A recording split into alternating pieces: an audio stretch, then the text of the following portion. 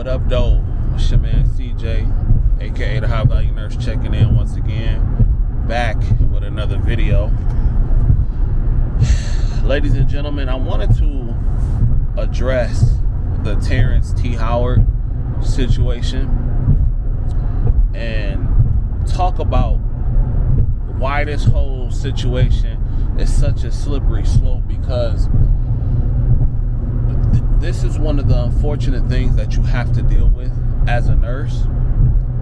And there are so many factors when it comes to a situation like this, to where it's just not a black and white.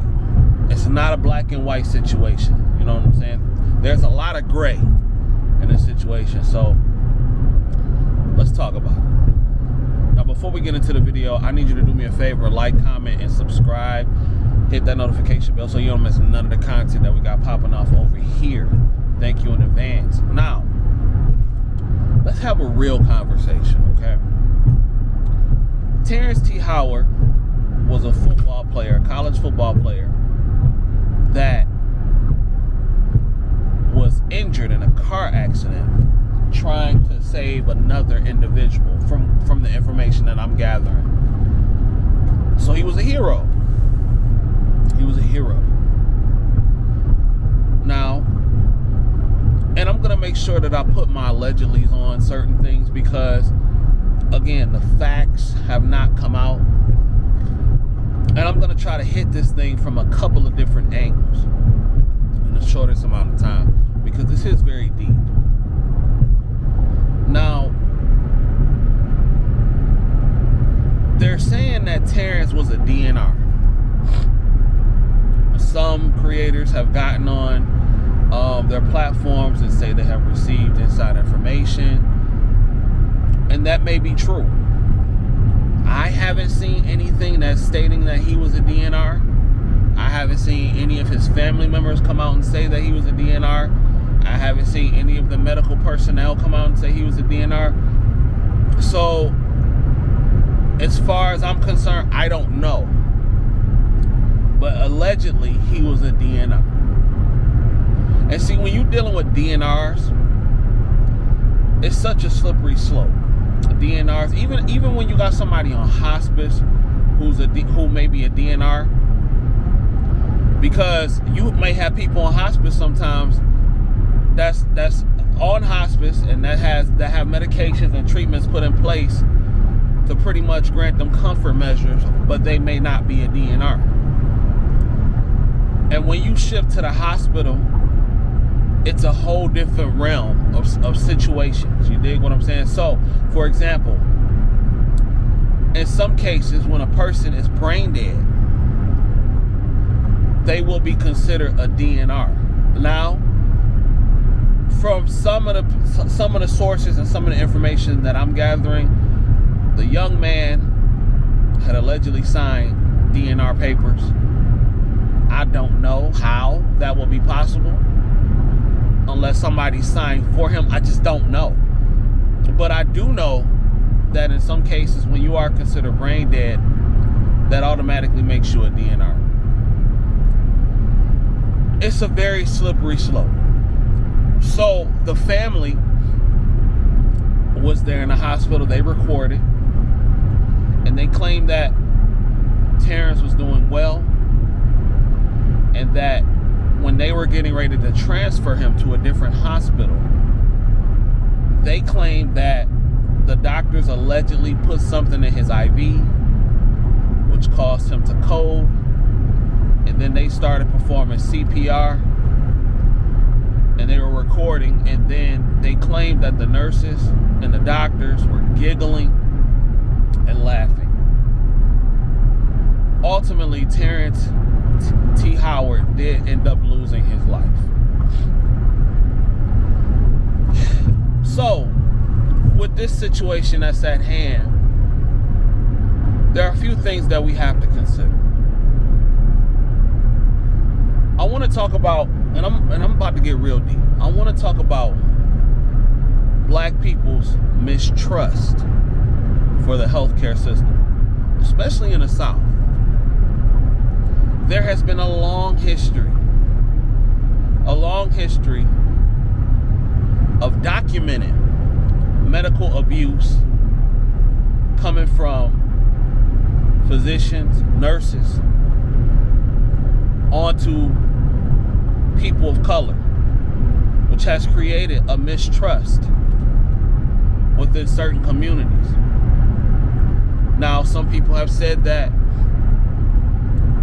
he was on the organ donor list. He was allegedly on the organ donor list, and they were trying to get his organs. Now, when somebody's on the organ donor list, there's a lot of paperwork that has to be filled out before a hospital can just take your organs. And so that's a whole nother video right there. And I don't know how true that is, because again, all the facts have not come out, and I really don't see any major news outlets covering this story. And the ones that I saw were like News One, and it's pretty much saying the same thing, you know. But the family claims that there may be potential organ harvesting involved. And so from years and years of mistreatment, medical malpractice from physicians onto patients of color, a mistrust has grown within the community, which can unfortunately lead to conspiracy theory. Conspiracy theorists, conspiracy theory. Now, do I think sinister things are taking place as far as in a whole, in general? I do think in some cases that is true. Do I think that was the case for this particular situation? I'm honestly, from what I'm gathering, and I am so open to being wrong if more evidence comes out. But honestly, from this situation, from majority of the data that I am gathering, I don't think the hospital was in the wrong, and I'm going to say why. Because if he was a DNR, if they have documentation stating that he was a DNR, then they did all that they could do. Now, I don't know anything about an IV or a doctor placing anything in the IV, because if that is true, they have to investigate. And if it turns out that there is some foul play somewhere in that situation, then that has to be handled accordingly, and somebody needs to be held accountable. But from what I'm gathering, I don't see that. Also, as a nurse, as a healthcare professional, I understand how lack of education can cause a lot of problems. See, when certain people hear the words hospice or DNR, they really have no idea what it actually means. Okay? You will have, like I've had patients who have been terminal.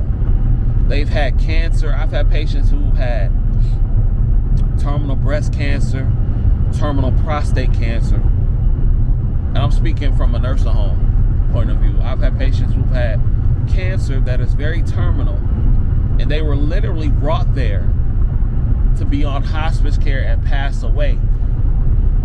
But certain family members just don't understand what that means. And when they do pass away, the reactions that they have are catastrophic. Now, again, you can't tell somebody how to react when they're going through grief. But there are certain situations to where family members will want you to do certain things when they pass away. That's just not feasible. If a patient is terminally ill and they have signed DNR hospice paperwork in their right minds, a lot of people don't know it is illegal. If somebody signs some DNR paperwork, and you do CPR or attempt life-saving measures, and they are brought back to life, they can sue you in some cases. This is a very real thing.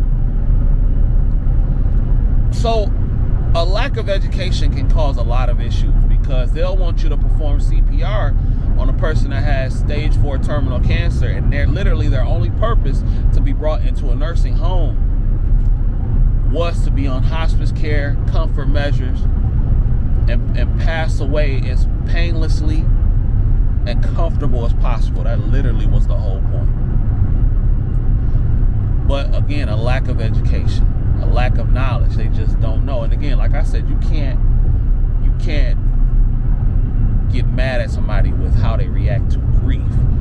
But as a nurse, I've witnessed people try to tear the facility up.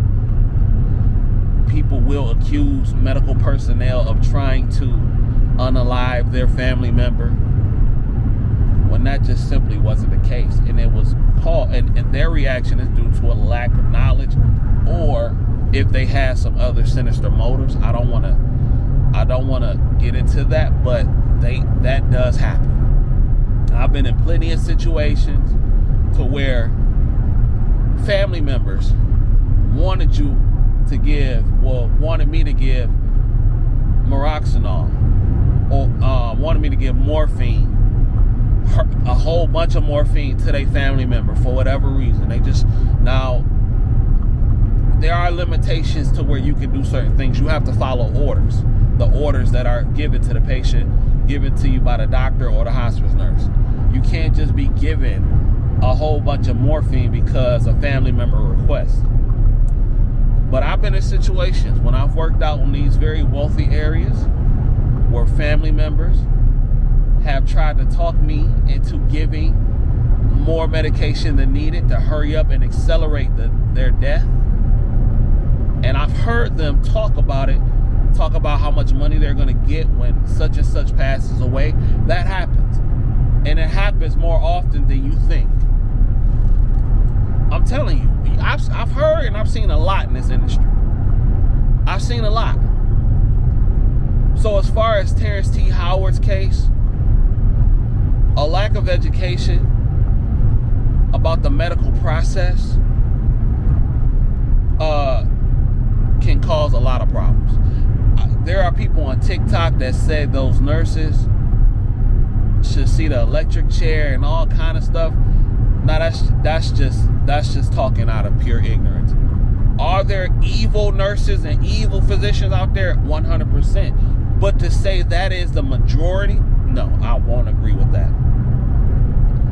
But that kind of talking comes from being ignorant. Because if you have a patient that signs a DNR and they are in their right minds, legally, you can't complete any life-saving measures because that was not their wish. And these are the conversations we need to start having with each other when patients get sick, when your family member gets sick. And as nurses, it is our job to educate. But I do understand that in some cases you can educate until the cows come home, and that still won't do it. Some people come with an agenda. Now, I do understand how emotional grief can take over. I get it. I 100% get it. You dig what I'm saying? I get it. You can't tell somebody how to react when somebody they love and care about passed away. And they are allowed to have that moment. But to blame, and again, there are situations to where the hospital is negligent. Don't get it twisted. There are plenty of situations to where hospitals are negligent, staff is negligent, 100%. We have seen case after case where nurses have intentionally tried to unalive people. There are cases where that happens, so I don't want to act like that all these hospitals and all the personnel are just perfect. That's not the case. That is not the case. But to sit up here and try to blame all personnel, no, you can't do that. There is good and there is bad in every group. And that is really high. And that's sad that you got to say that, because when you're a nurse, when you're a physician, you take an oath to do no harm. But unfortunately, not everybody takes that serious. So when it comes to Terrence T. Howard, to me, there are a lot more factors that have to be brought to the light to make a judgment, to make a real judgment call on this thing, at least from my end, because I haven't seen all the evidence. I don't have any insider information. I don't know anybody that works in a hospital or anything like that. All I'm going by is from the evidence presented. But we definitely need to start having more conversations on how medical protocol works when it comes to family members and when it comes to sick patients. So anyway, ladies and gentlemen, that's all I got for you right now. Let's continue this conversation in the comments. Let me know how you feel about the situation. And until next time, ladies and gentlemen, if you don't do nothing else, get paid, young nurse, get paid. Peace.